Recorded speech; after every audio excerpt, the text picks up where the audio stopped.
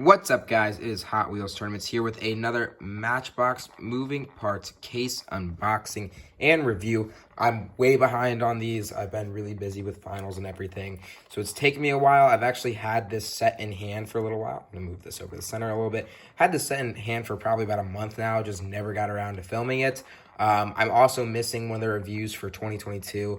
I'm still waiting on finding the brown Porsche from the second to last mix, so I haven't reviewed that yet.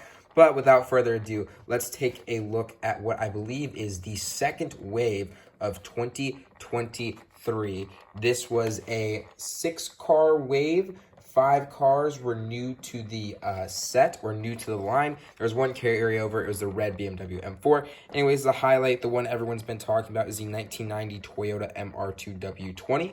We have that in white. We then get a recolor of my favorite casting from last year from Matchbox, the 2020 Porsche 911 Carrera 4S. That gets followed up by a fantastic rendition of the Divco milk truck. We'll dive into that when we get these all unboxed.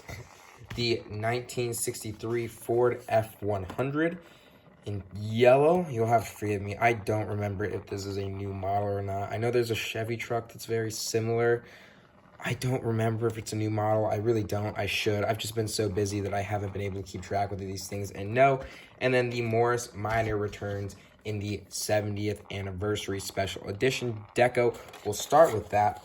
Open it up here and look at this 5-car mix. Well, really 6-car mix, but 5 new models new to the lineup. So here is the Morris Minor. Let's scoot this in so you all can get a closer look now that we've got that out of the way. All right, there it is in the 70th anniversary deco.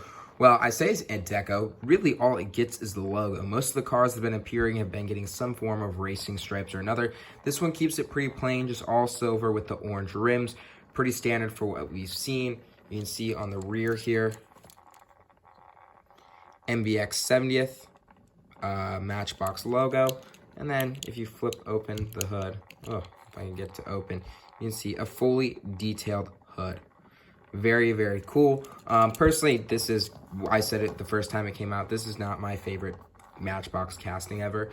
I understand it has its place in the Matchbox lineup, just not really for me in this case, but I am trying to get all the 70th anniversary cars, so they did a good job. They played me by making this one of them, so I have to buy it. And honestly, I would not be surprised if that's something they planned on doing, because I think every other car in this set is a must-have. And then how do you make the Morris Minor? How do you get people to buy this? You put it in the 70th anniversary deco, so people have to complete the set. Very smart marketing there from Matchbox. We're going to follow it up with the car that I don't know if it's a new model. Again, super sorry, the 1963 Ford F100. Got to get back in the swing of things this summer.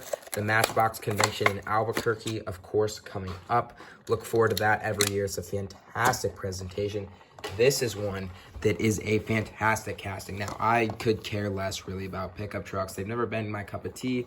They've never been something I particularly cared about. But I have to appreciate this casting because it is so big, it is so long, it is so heavy.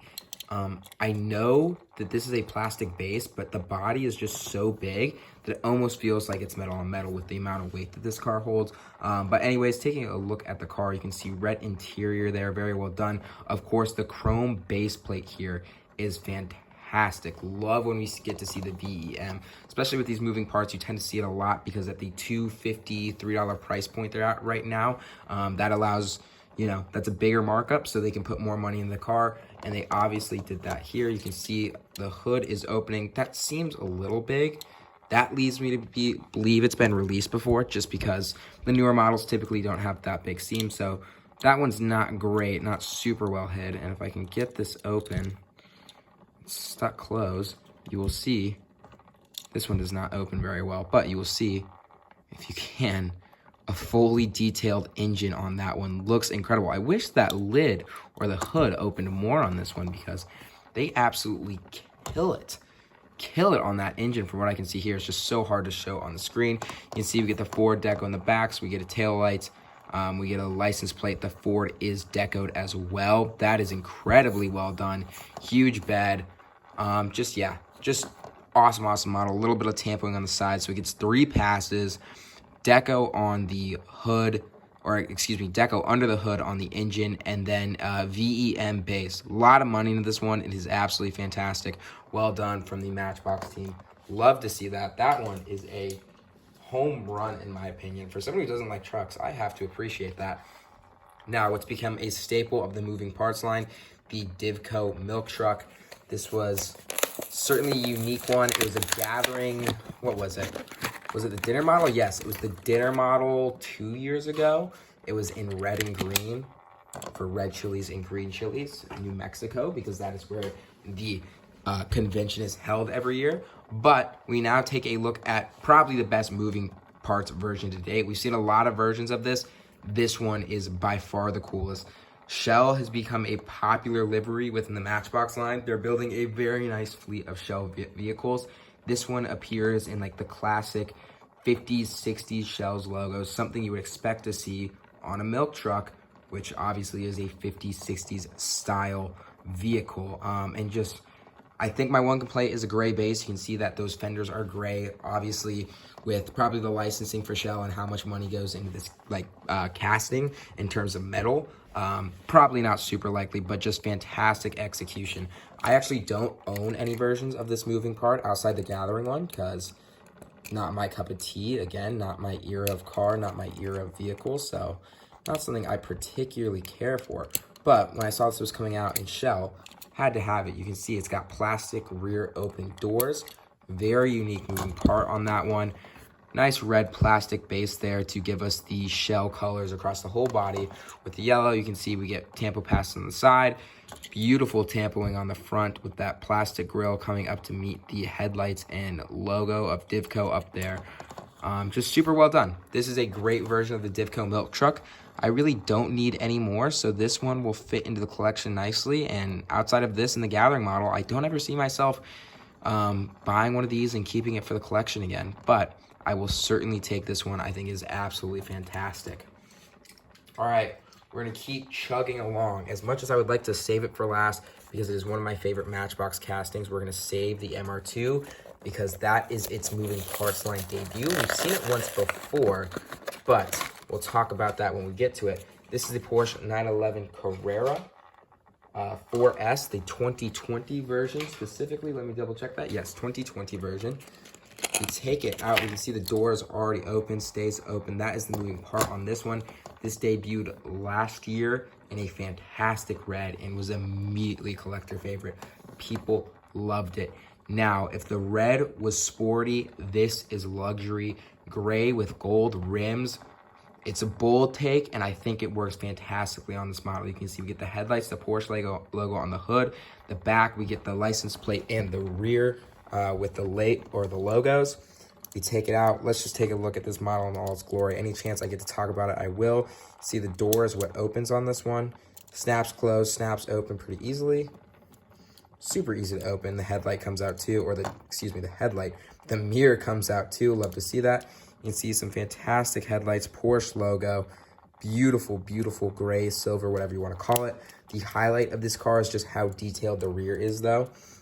When you turn it around and you see how perfectly they just capture the rear of the 911, all the way from the window piece being textured to the Porsche logo and taillights to the license plate, the exhaust pipes. Just fantastic work from the Matchbox team to build a beautiful, beautiful Porsche model. The red one, honestly, I think it's a toss-up. The gray color isn't the most exciting, but the gold 10 spokes are just a fantastic touch to add some flair to it. The red one is also really good. I don't know if I have a favorite of the two yet, but these are both fantastic. Would not be surprised if this one ended up as a gathering model this year. I'm sure they're going to start teasing those soon. Usually they start teasing them in June. We're almost there. So eventually we'll find out what the gathering models are, but fantastic rendition of this Porsche 911. And we're going to round out this group of 5 cars new to the 2023 line with the 1990 Toyota MR2 W20 in white. Now, this originally debuted in the Collector Series, which, I mean, I was a big fan of Collector Series. I haven't bought a Collector Series car in probably about almost a year and a half, just because they have become so difficult to find. The only collector series cars I've seen on the pegs are the 70th anniversary ones, and those were the leftovers, and I'm just gonna buy a case of those at some point, or a set of those at the convention this year, instead of buying them individually. So I haven't bought the collector series in forever because I don't see it. The Walmarts and Targets near me don't carry them, as far as I'm aware. At least I know the Target doesn't. Only like the largest Target stores in the district really seem to carry them. So if you live in a district, go to your biggest Target. That's where you'd see them on the pegs, but they go so fast they don't get that many. And then Walmarts do. I have 2 small Walmarts near me, so it's not like they're getting a ton of them. Anyway, let's talk about the MR2. I'm rambling. This appeared in the collector series in a set that was very hard to find. I believe it did not hit pegs at all. Anyways, it debuts here in the moving parts line in white, just like the regular MR2, the first MR2 in the basic line. The second generation MR2 has the same variations. So you can see we get the headlights up, those iconic pop-up headlights that are predominant on supercars, Japanese sports cars. Headlights up, you can find them with headlights down. You also get left and right-hand drive in true Japanese car fashion, JDM fashion. I guess this isn't technically JDM. I believe this is available for sale in the States, but very cool. Personally, I only need a headlights down, a headlights up version. I don't need the left-hand and right-hand drive. Ideally, if I get a headlights down, it will be left-hand drive because this one, or right-hand drive because this was left-hand drive. So hopefully, anyways, I'm really rambling on this car. I think it's absolutely fantastic. Great execution on the second generation MR2. You can see very stock, very clean.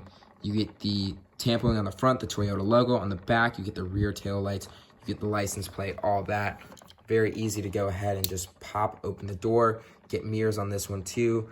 Get a look into the interior. Fantastic. These 6 spokes are a great choice on this one. All in all, a really good second mix for 2022. I do have mix 3 in hand, so hopefully next week I'll upload that. That one is a good mix. I don't think the highlights are as stellar as this one. I think it is a little more of a normal toned down mix. I think this one is absolutely fantastic. The Porsche and the Toyota highlight.